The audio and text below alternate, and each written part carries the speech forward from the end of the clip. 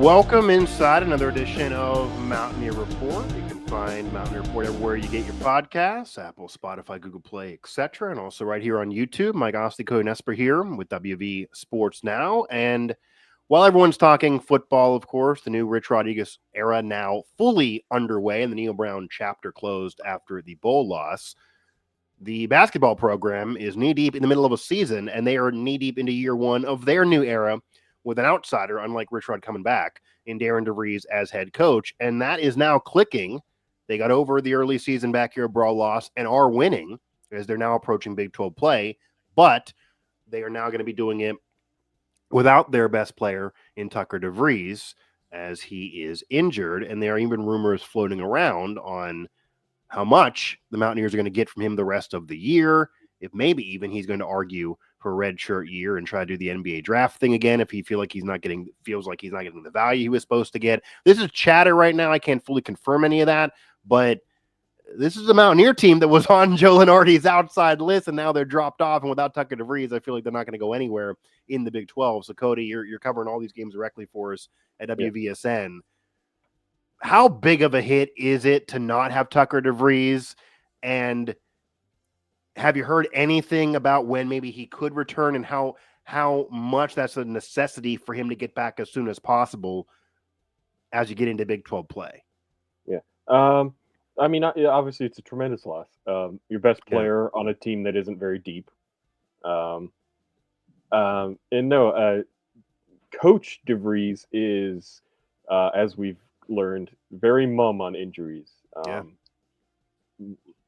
The whole start of the season didn't give us anything on Jane Stone, hasn't given us anything on Tucker.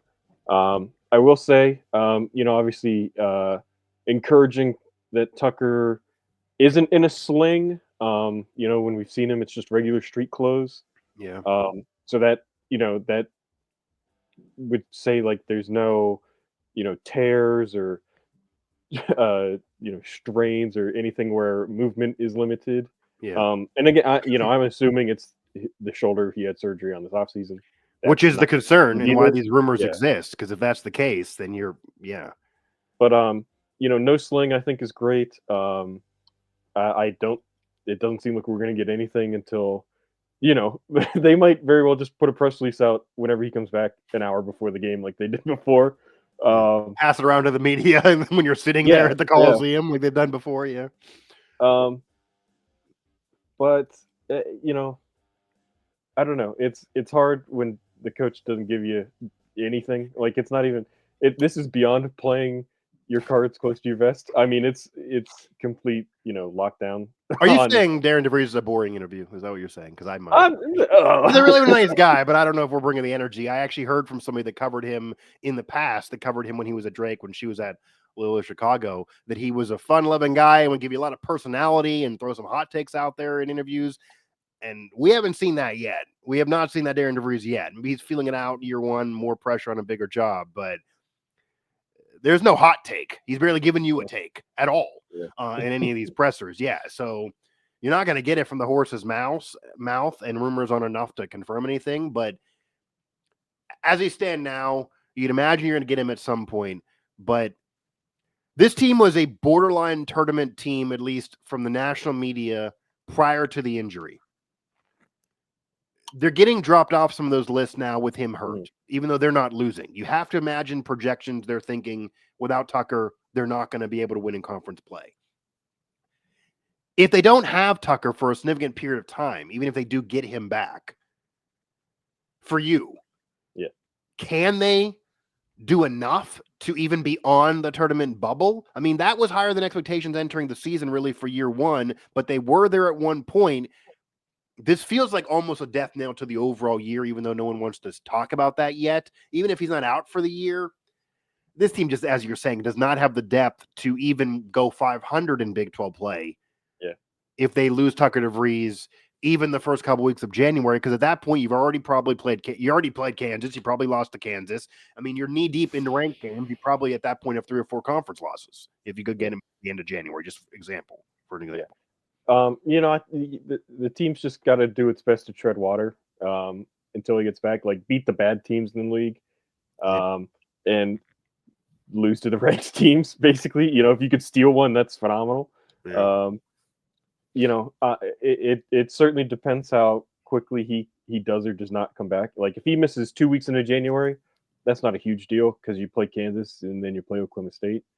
Yeah, I got it. So it's Kansas, Oklahoma State, Arizona, Colorado. Those are winnable Yeah. games, except with the exception of Kansas, obviously. But then Houston, which is ranked, Iowa State, which is a ranked Yep. team, Arizona State, Kansas State, maybe kind of winnable games, but then Houston again, Cincinnati. So in the first 2 months, you're going to play several ranked teams, and without Tucker DeVries, you could easily even lose to some of these non-ranked teams. With him, you're probably at least 500 through this streak. But without him, if you end up with only one win in that first 2 months of conference play, you're then probably dead in the water before it really gets underway. Yeah, and that's what I'm saying. They have to at least touch the water. Like you have to beat Oklahoma State, you have to beat a Colorado. You've already beaten Arizona, but that was Yeah. with Tucker. That was with Tucker, right? That would be a big question. And then you have to beat a team like Kansas State, and it's like if you're not going to have Tucker, like I'm just assuming the ranked games, Kansas, Houston, Iowa State, you're going to lose. I don't think they have the firepower to compete with teams like that without Tucker. So you've got to take care of business with the lower half of the league because I don't know if the Big 12 is going to be like a 8-9 tournament team league. So it's if you got to finish high, you can't be losing to Arizona, you can't lose to Kansas State because those are teams that are going to be in the middle or in the bottom half. So obviously the quicker Tucker comes back, the better.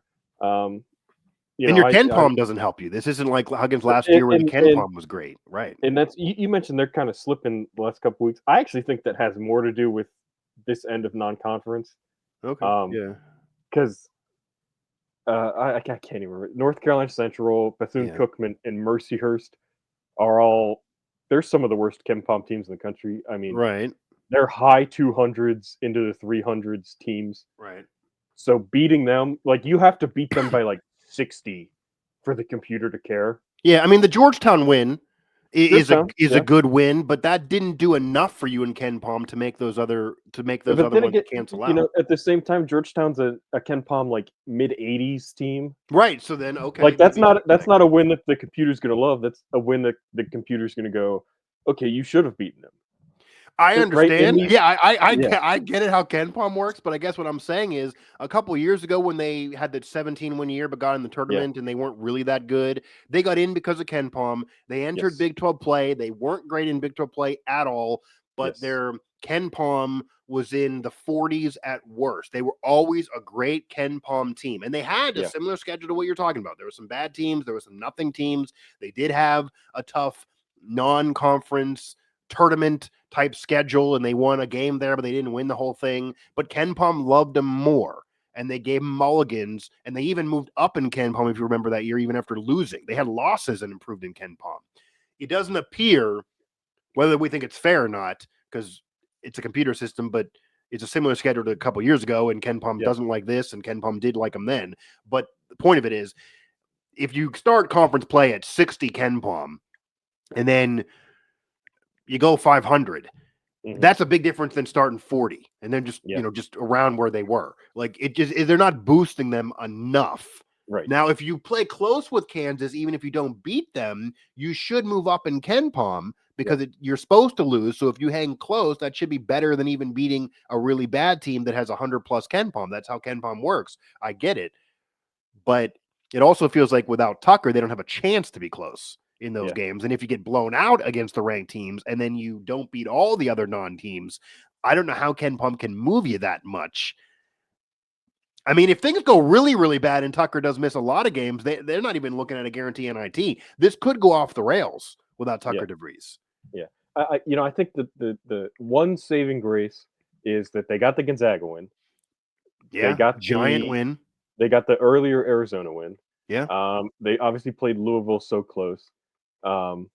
So like you kind of have your marquee wins already set. Like when we get later into February and we're talking about resumes, like West Virginia kind of already has their resume wins, like the ones that'll lead the right. It'll say beat number 3 Gonzaga, beat number 23 Arizona. I forget what they were at the time. Yeah, 24, something like that. But they were, You know, right. lost to. They I both forget were what, ranked wins. People like ranked wins, right? whatever. I don't think Louisville was ranked at the time, but No. OT lost to Louisville. So like you already like those are your resume. It's good you got those. That's the meat of your non-conference The schedule. Pitt loss looks worse though, because Pitt's been getting a little exposed, and they destroyed the Mountaineers. They do not look like they were week 1 and 2 of the season. So that's going to, I mean, how much does that cancel out things if you're going to be dropping more games in conference play? They want them to be a tournament team. West Virginia now needs to root for Pitt, basically. It's going to hurt them also, you know, if you get killed by Kansas, if you get killed by Houston. Right. You know, you're going to have a lot of, you're going to have like, plus the bad Pitt lot. Like if you have a bunch of blowouts, that's going to hurt a ton. So hypothetically, Tucker DeVries not playing in those games. Yeah. Does Small just have to score 25 plus or they're going to get blown out? Or is there another way to work this team? We talked about before in a past show, they need a third option, and DeVries kind of, rebuffed it and said, not really. It's going to be these two guys. Maybe we can have a third or fourth, but they're not going to really be the number 3 guy. That might fluctuate. But now if you don't have Tucker DeVries and you weren't caring about a third option before, then you don't even have a second option. So do they need a second option now more than ever? Can Small be a player that can carry them through an upset or two, or at least allow them to be close without Tucker DeVries?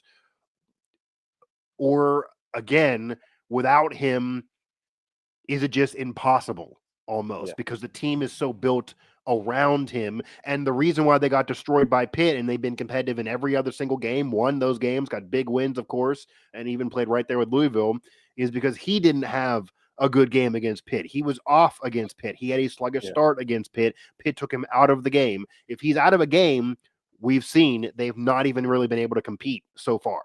Yeah. So I think good signs from Javon he's been extremely consistent since the Bahamas in scoring a lot of points.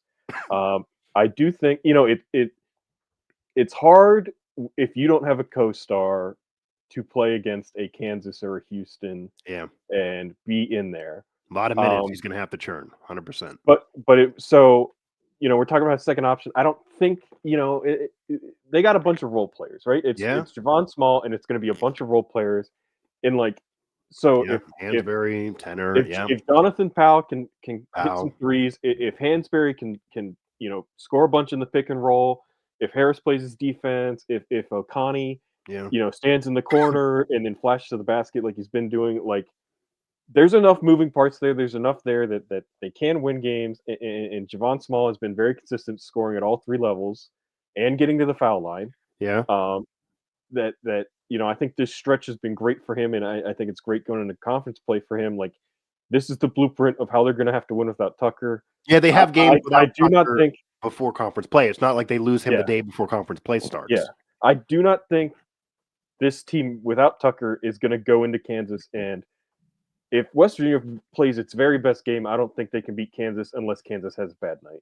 Right? Like, I don't think the very, very best this West Virginia team can beat Houston unless Houston has a bad night. Or Tucker DeVries is there and scores 30 because he's an NBA prospect. Yeah, that's what I mean, is with this team without Tucker, I don't think, no matter how perfectly they can play, I don't think they're going to beat, any of these Iowa State. They beat Kansas last year, though. It's insane but Kansas had a bad game. Right, 100%. So that's what I'm saying. Like, you're going to need help to pull off any of these upsets. You're going to need the other team to have an off night, or their star player to have be off shooting or whatever. Because I just don't think without Tucker there's enough talent where you can go in and like they did. Like Gonzaga didn't have a bad night when they beat them. It's just Tucker and Javon and Amani Hansberry had awesome nights, and they kind of just. That's the peak of the team. I think if they are a bubble team, that would be a bump where the committee would say that is the peak. That is a real quality win.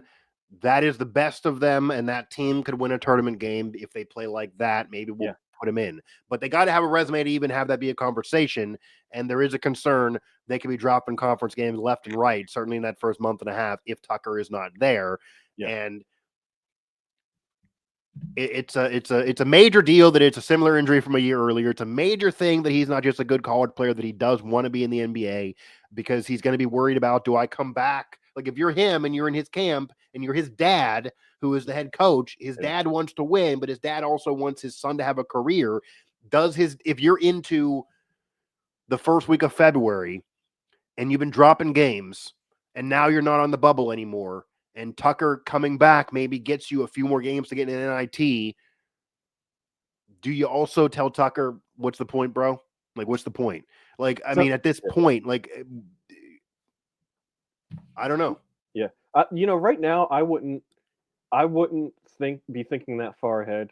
Yeah, that is very far ahead. 100%. I was trying to think, like, what are season-ending, like, upper body injuries? And it's like, torn rotator cuff. Yeah. Snap something in your elbow. It's like anything with that, he would have been in a sling right away. True. So that's him not being in a sling. I think best case scenario, you just say, it's soreness. It's the shoulder he had surgery on. He's played a ton of minutes and shot a bunch of shots. It's soreness, so we sat him for the last 3 non-conference games. Yeah, if you're going to sit him, it's now. It's now, not in January. And maybe, like I said, Coach DeVries obviously isn't divulging injury stuff, so maybe you don't want to announce that, and you be vague and you say he's out indefinitely, right?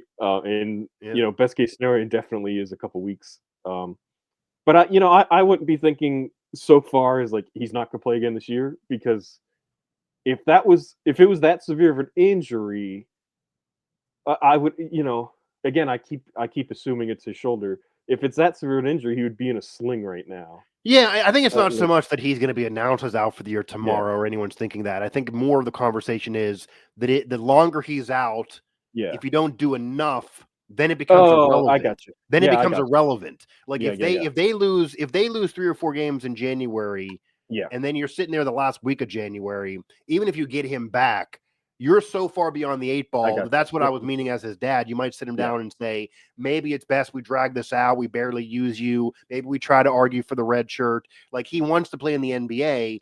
It would almost be a waste at that point to have him come back in February if you've lost the January games. Now, if you're able to tread water, or you upset Kansas to cancel out if any of that goes on, then sure. But I mean, this was honestly a similar conversation last year. If you remember, they had multiple players out, and after they beat Kansas, the whole conversation was, oh my God, we'll get these players back. We're going to turn it on. We'll be able to do this, this, and this. And they dropped a bunch of games after Kansas. And then once those players came back, the fans were like, we don't care. The season's over. Yeah. You want to avoid that scenario. Yeah. I think, obviously we're still getting to know both DeVrieses. They don't seem the type. Obviously Tucker wants to play in the NBA. He's not one of these guys that's like, if he's come back in February and the team's 500, he's going to say, oh, well, I'm not going to risk getting hurt. I'm just going to get it right. Like, he just doesn't seem the type, and his dad doesn't seem that way now. But this is a guy, like, if he was hurt all the way up until like the season finale, I bet he would still play in it and play 30 minutes. Right. That's just listen to him talk and sort of the personality of this team, which I assume comes a lot from him and his dad. 100%. So now, is there a scenario if they lose every Big 12 game and it's the very end of the season and he finally gets healthy? Yeah, maybe he plays like 7 minutes a night. Yeah, that's fair. Cody Nespor here, Mike Asti, Mountaineer Report, WV Sports Now. Obviously, a lot of this of their season depends on how much you get of Tucker DeVries, how well he plays, how well Small plays, what happens in Big 12 play.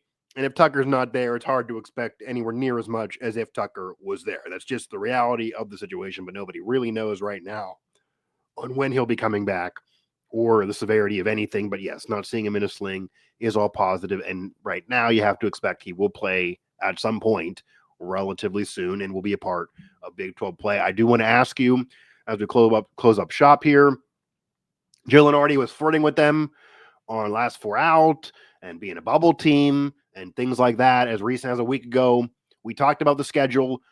Since that projection, they haven't lost, and they had the Georgetown win and then these other random victories. Tucker DeVries did get hurt. That's really the only difference. It's very early, and I know some fans roll their eyes. They don't want to hear from Lenardi until the end of January or February, but he's out there pumping content nonetheless. Do you think it's fair or foul that he's basically penalizing a team that keeps on winning for reasons that I'm going to assume is the star players out? I'm going to assume the schedule, but like, what else should West Virginia have done if they were there in the first place? If you want to go to the schedule, I would argue you should never put them on the list in the first place. Once they're there after the big Gonzaga win and how they played against Louisville, do they do anything to warrant dropping off when you look at the rest of those teams that are on his bubble, that are in his first four out, that are in his first four in, that are in that group, and West Virginia is now off the board? Is that fair or foul to you? And is that also a bad sign that if Tucker DeVries does not come back and does not clip off wins, that they're not going to get the benefit of the doubt that it seemed that they maybe would get 2 weeks ago and that they did get with Huggins? They did get with Huggins, but it seems like now, at least from Lenardi, that is not there. Yeah. I think it would, if they were anything other than in that last four in, I think it wouldn't be fair. But I don't think Lenardi would be doing his job if he's not just constantly shuffling those last four in, last four out. Yeah. Because that's the area of the bracket that changes the most and is in the most up in the air. So like, if he had them as just like a solid, I think they were the 11 seed. If he just had hey, they're one of the 11 seeds, and then dropped them out for not losing, I would say, what are you doing? But being the 68th team, right? Yeah. Like I think it's his job to kind of shuffle those in and out. I do think it's a bad He's just sign. shuffling for shits and gigs. Is that what you're accusing him of? Yeah, I mean, if I was doing it, which I know he has a whole method. If I was doing it, I'd just be like, who are the four best teams like today that I could slot in there that kind of deserve it. They've been on a break. Is maybe they're not top of mind? Is that a negative too? Well, and they, like I said, they've been playing nobodies. So it kind of is like, and I do think it's a bad sign of like they're gonna have to upset somebody in the Big 12. Like, I think so, even with the even with the Gonzaga win, 100%. Yeah. So it's like if they lose to all the good Big 12 teams and just beat all the other ones and finish like 6th or 7th, like I don't think they're gonna get the benefit of the doubt, and I don't think they're probably gonna get in. But let's say if they could have one more marquee win, let's say they knock off Iowa State or they win one of the ones against Houston. Like I think, and then they take care of all their other business. Like I think they could also beat Houston and then lose to one of the Kansas State. That's what I'm saying. Like it's not in the Big 12. There's a cannibalization that goes on too. It's not a guarantee they win the other games. Exactly, but that's like I think you got to get one more big win, and then you as long as you take care of business in the Big 12, you're gonna have a really good resume, and you're gonna be right in the conversation of bubble teams. But if you don't get any Big 12 upsets, I think it's a really, really hard conversation to sneak yourselves in there. Yeah, I think it's going to be rough. I don't think they're going to get the benefit of the doubt, or Ken Palm is not going to help them as much as again in that last year of Huggins when they weren't clipping off victories, but the computers were really helping them. And let's face it, I mean, this is what the football program's hoping for with Rich Rod. When you have a name head coach that has a Hall of Fame or borderline Hall of Fame resume, people in a room are more willing to say, okay, go ahead and give it a shot, whereas otherwise you wouldn't. Darren DeVries is a good coach. He's a regular guy. He's a regular coach. There's no hot takes that we're hearing yet. He's very young in his career. So if they're sitting there saying there's not another win, Tucker's health is in question, Darren's boring as hell in these interviews, what are we doing here, West Virginia? Like, I mean, that is just a real thing. And to be also fair, one of the teams they lost to and got really handed to against Pitt on the road, I believe, if I looked at it closely, that Larney took Pitt away too, and he had them on there as well. So win or lose, he to give him the benefit of the doubt, because people do think he's just closing his eyes and throwing darts, and maybe you're kind of accusing him of just having some fun and shuffling teams. Maybe he's analyzing the games and is like, Pitt and West Virginia are crawling through wins against bad teams, so I'm not impressed anymore, and now they're out. I don't. Maybe that's what he kind of did this past week. But yeah, I think they need another win, and I don't think they can get it without Tucker DeVries coming back. But maybe he's coming back earlier than we think, the way he's walking around. We will see. This is the time to have him not there. If you're going to lose him and have him return, this is the time you can tread water. But Kansas happens pretty early. And That might really be indicative too. I mean, if they lose by 30, it'll be, boy, like how many Big 12 wins are they going to have? Yeah. If they can even hang in there and even lose by 10, it might allow you to see something, certainly if they win, which seems impossible to believe right now. Cody Nespor, Mike Asti here, Mountaineer Report, WVU Sports Now for all of our coverage. Like and subscribe. And yeah, it's very nerve-wracking to have the whole season hinge on one man, but it really does. This team is going to go as far as Tucker DeVries will take them, and I think everyone kind of knew that at the beginning of the season.